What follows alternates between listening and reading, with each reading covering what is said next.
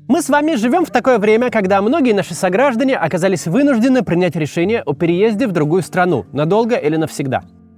И решение это очень непростое. Человек расстается с друзьями и родными, теряет накопленный социальный капитал. Но есть соображения, которые процесс такого решения еще и усложняют. Это что, мы должны считаться мигрантами, чужаками в чужой стране? Давайте сегодня поговорим об этом аспекте миграции. Что происходит, когда в страну одна за другой прибывают волны переселенцев, говорящих на другом языке, исповедующих другую религию и привозят с собой непривычные традиции, культуру и представления о мире и норме? Удается ли таким людям интегрироваться в общество принимающей страны? Выгодна ли стране, куда они приехали, эта интеграция? Посмотрим на примере массовой иммиграции турок в Германию. Иммиграция эта, кстати, идет вот уже 70 лет.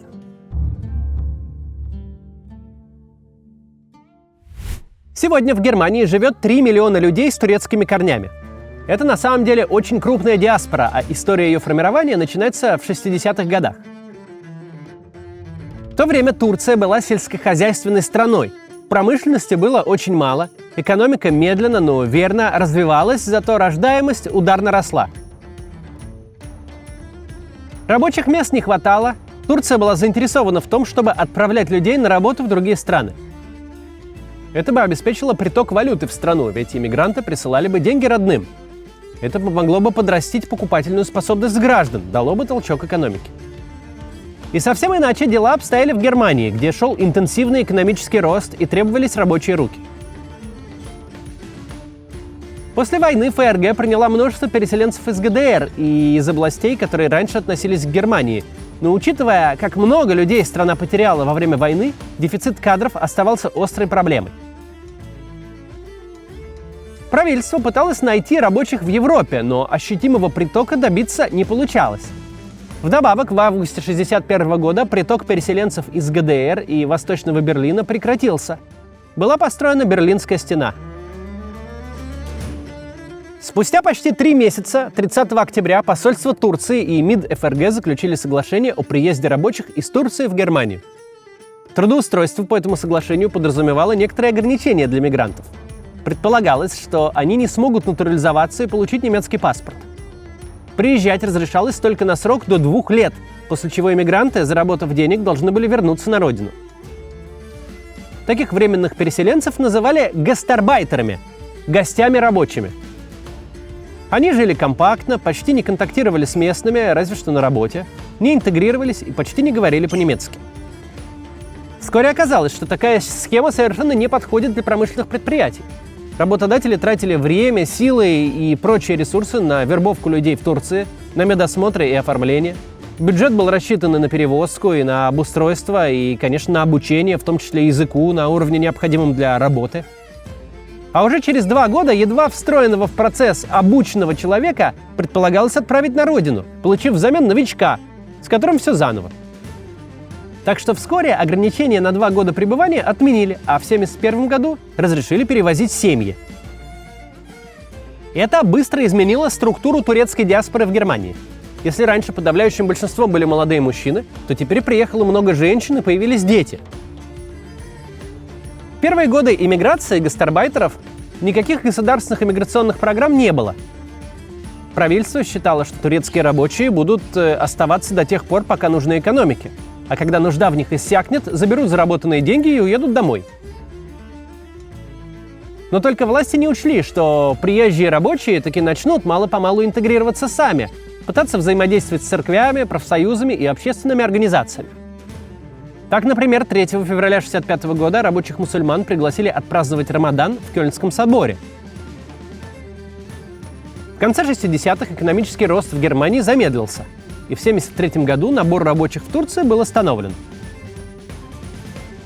Многие рабочие, особенно те, кто не успел привезти в Германию семью, начали возвращаться домой. Но другие, наоборот, старались сделать все, чтобы оставаться насовсем. В 1979 году в ФРГ разразилась уже и ранее назревшая общественная и политическая дискуссия. Комиссар федерального правительства по делам иностранцев первым поднял вопрос о том, что регулировать отношения с приезжими рабочими, исходя исключительно из потребностей рынка труда, нельзя. Он призвал принять меры по интеграции иностранцев на федеральном уровне и рассматривать приезжающих не как гастарбайтеров, которые рано или поздно вернутся домой, а как иммигрантов. Но в то время идея комиссара вызвала слишком большое сопротивление. В 80-х годах отрицание необходимости интеграции приезжих превратилось в турецкую проблему.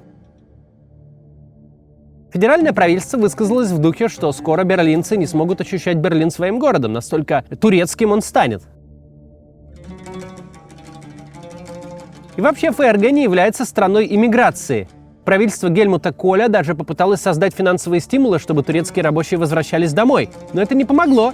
За время пребывания Коля у власти число гастарбайтеров в Германии увеличилось на 60%.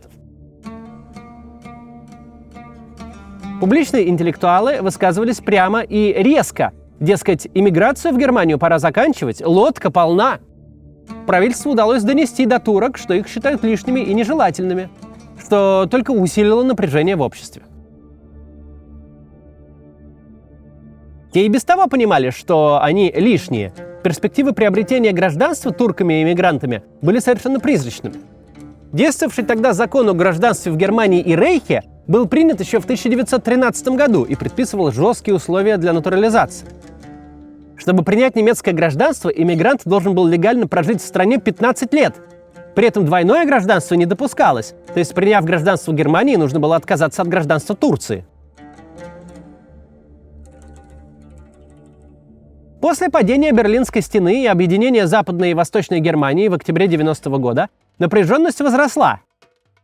Жители Восточной Германии не были готовы к переменам, которые произошли на Западе за десятилетия разделения, и с гораздо большим неприятием отнеслись к членам турецкой диаспоры. Антииммигрантские настроения дошли до того, что в начале 90-х неоднократно случались беспорядки и погромы, направленные против людей с турецким происхождением. Например, в Золингене в 1993 году в результате поджога дома большой турецкой семьи погибло 5 человек, в том числе 3 детей. Остальные 14 получили ранения. Такие акты ненависти продолжались и дальше. Всего с начала 90-х из-за них погибло больше 200 человек. При этом государство еще в 80-х признавало, что турок необходимо интегрировать в общество, но не предпринимало никаких серьезных шагов на этом пути. Уже в конце 90-х ситуация резко изменилась на противоположную. Вместо того, чтобы сворачивать иммиграционную политику, была запущена государственная интеграция. О том, что и как предприняли власти Германии, поговорим после рекламы. Сейчас же Германия не просто открыта для новых работников, но и заинтересована в том, чтобы те остались и интегрировались. Шутка ли? В стране не хватает почти 2 миллионов квалифицированных специалистов. Для их привлечения создаются все условия. Недавно вышел закон, позволяющий получить немецкий паспорт в сокращенные сроки за 3 или 5 лет. Да и возможностей для переезда немало. Вы можете переехать по рабочей визе или как фрилансер, открыть новый бизнес или релоцировать прежний, или просто приехать на полгода и проходить стажировки в разных компаниях, пока не получите оффер. Однако сложности по-прежнему есть. В Германии довольно развитая бюрократия. Даже немцу бывает сложно понять, какую бумагу и где и в какой последовательности он должен получить, чтобы ничего не нарушить. Поэтому свой переезд лучше доверить опытным специалистам. Такие как раз работают в компании Intermigra, которая является спонсором этого ролика. Они вот уже 25 лет помогают клиентам релоцироваться в Германию. Они выберут подходящую именно вам стратегию переезда, не просто подготовят документы для подачи на визу, но и помогут открыть счета, зарегистрироваться в налоговой и подать первую декларацию. Даже детей в школу запишут. А если компания возьмется за ваш кейс и вы не получите ВНЖ, вам будет возмещена полная стоимость услуг. Это условие будет прописано в договоре. На счету компании более 2000 успешно переехавших клиентов, в том числе известные режиссеры, актеры и музыканты. А чтобы переезжающие были спокойны за свое будущее, у Intermigra есть карьерный центр и комьюнити релокантов. В карьерный центр вы можете обратиться за консультацией по поводу трудоустройства, а комьюнити обеспечит вам необходимую поддержку. Скоро Intermigra запустит программу, где опытные и успешные мигранты будут делиться опытом. Каждый из сотрудников компании имел опыт переезда в другую страну сам. Им знакомы трудности, с которыми вы столкнетесь. Поэтому записывайтесь на бесплатную консультацию по ссылке в описании. Узнайте, подходит ли вам Германия и как именно вы можете туда переехать. Получите вашу персональную стратегию переезда от Intermigra. Продолжаем. Итак, государственная интеграция. Начиная с 1961 года турецкое население Германии быстро росло.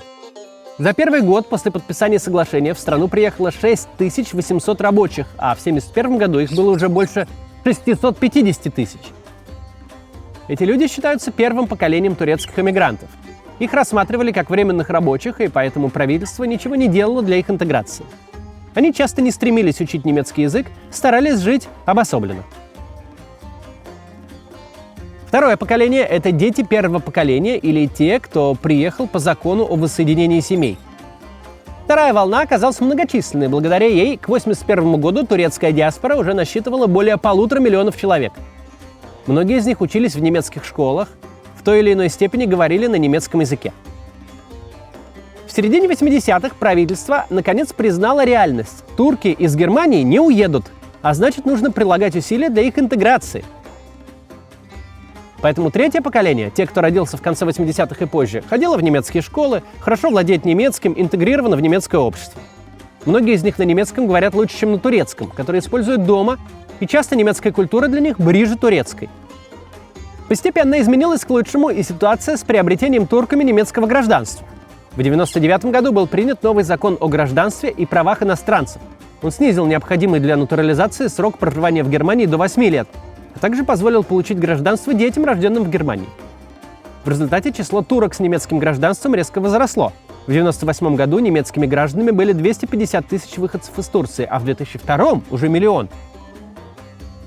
Сейчас есть разные мнения о том, успешно ли были интегрированы турки в немецкое общество. Но есть исследования, которые показывают, сегодня большая часть турок-иммигрантов и людей с турецкими корнями не замыкаются в турецкой общине, и почти половина чувствует связь с Германией. Настолько, что около половины опрошенных турок, живущих в стране, говорят, что готовы защищать Германию в случае военного нападения исламистской страны. Еще исследования показывают, что хотя в Германии растет число мусульман, на их социализацию религия влияет все меньше. Больше всего влияет время. Чем дольше люди живут в стране, тем лучше они интегрированы. Также исследования показывают, что 70% мусульманок в Германии не носят хиджаб. Большинство мусульман хорошо говорят по-немецки, и у 2/3 опрошенных есть друзья-немцы. Половина иммигрантов в первом поколении, согласно опросам, чувствуют себя немцами. Это больше, чем было 15 лет назад. Иммигранты во втором поколении часто более успешны, чем граждане Германии в среднем. Германских турок много среди звезд футбола. Например, Илкай Гюндаган, игрок немецкой сборной, в этом сезоне забил 5 мячей и сделал 7 голевых передач. И Эмре Джан. Он признан лучшим игроком сборной Германии за прошлый год.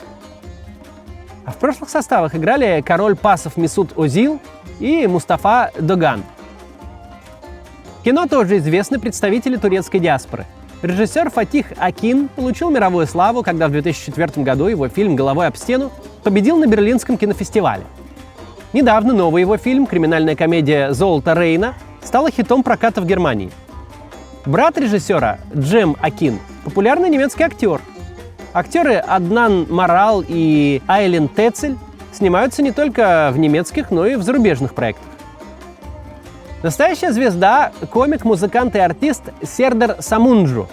Его шоу «Поместье массового убийцы», в котором Самунджу разоблачает и высмеивает внутренние противоречия фашизма, настолько известно, что его пропесочили на НТВ за то, что там свастику показывают. Конечно, турки также все больше представлены и в германской политике тоже. Избираются в федеральный парламент, парламенты земель и различные регулятивные органы, где представляют не только, конечно, интересы диаспоры, но и всех своих избирателей. Один из таких политиков – Вурал Эгер. Он был членом Европарламента в 2004-2009 годах. Он родился в Турции, в 1969 году окончил Берлинский технический университет и большую часть жизни прожил в Германии.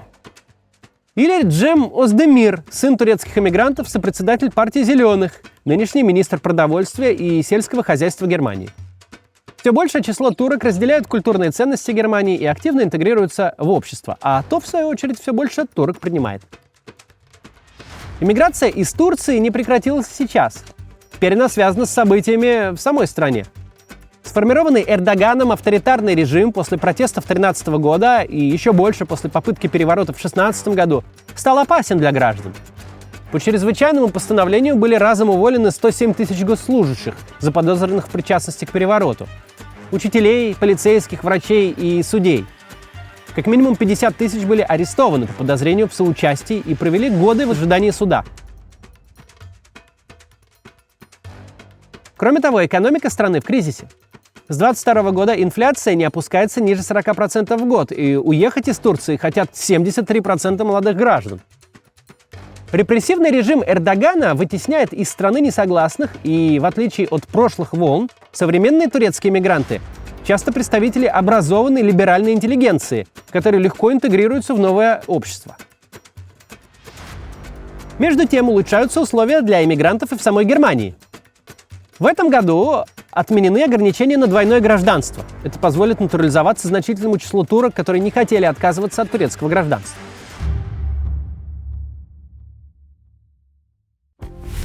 Процесс влияния социальных групп никогда не бывает односторонним. Не только немецкое общество адаптировало к себе турок, но и турки изменили Германию в нескольких сферах. Когда в конце 60-х работы перестало хватать на всех приезжих, многие гастарбайтеры открыли собственное дело. Так в Германии появился донер-кебаб, который изменил представление немцев о стритфуде и сам изменился до неузнаваемости. Традиционный турецкий кебаб – печеное на вертикальном гриле мясо. В Турции оно подавалось с рисом или булгуром, с зеленью и луком, помидорами или запеченным перцем. Но самое главное – на тарелке. Но в Германии в таком виде он не пользовался спросом. Тогда предприимчивые турецкие повара завернули мясо в лепешку, и донер-кебаб стало удобно есть на ходу. Со временем, экспериментируя с начинкой, чтобы сделать донер дешевле, повара начали добавлять больше овощей – помидоры, огурцы и капусту, и стали рекламировать свой продукт как более здоровый и содержащий клетчатку. В ход пошли соусы с майонезом, сыром и кетчупом. И все это сделало донер тем, что мы знаем сегодня. Любят его во всем мире. В 1996 году вспышка вируса коровьего бешенства снизила спрос на говядину. Это нанесло чувствительный удар по продаже донер-кебабов. Тогда турецкие предприниматели протестировали кебаб из курицы, и тот неожиданно стал пользоваться огромной популярностью. Ну а продавцы не упустили возможность продвигать куриный кебаб как более легкую еду, не перегруженную красным мясом. Со временем турецко-немецкий донер стал привычной едой во всем мире. Так что недорогая быстрая шаверма или шаурма, которую продают в вашем городе, тоже заслуга турков-эмигрантов из Германии. А еще турки перевернули представление немцев о сервисе. В стране, где магазины закрываются в 10 вечера в лучшем случае, а по воскресеньям и вовсе закрыты, и вообще ничего не работает, турки открыли круглосуточные лавки. Не успев закупиться в рабочее время в обычных продуктовых, люди привычно идут в турецкий магазин, где всегда есть все необходимое, от зубной пасты до фруктов. А еще там всегда есть турецкие сладости – пахлава, халва, нуга и лукум. Все это в Германию привезли турки. Едой и сервисом вклад турок в немецкую культуру, конечно, не ограничивается. Можно еще сказать о музыке, теле- и киноиндустрии. Например, немецкий телесериал «Турецкий для начинающих» — это про то, как живет турецко-немецкая семья. Он собрал целую коллекцию наград и до сих пор очень популярен. Парадоксальным образом турки повлияли на немецкий язык. Турецкая молодежь создала в нем собственный сленг. Канакиш упрощает грамматику немецкого языка. В нем могут не употребляться предлоги и артикли, пропускаются окончания, строгий в классическом немецком порядок слов в предложении меняется. В общем, канакиш представляет собой мешанину из немецкого языка, нескольких сотен арабских и турецких слов и множество искаженных немецких. Взрыв мозга для борцов за чистоту языка и источник творческого вдохновения для тех, кто открыт к эксперименту.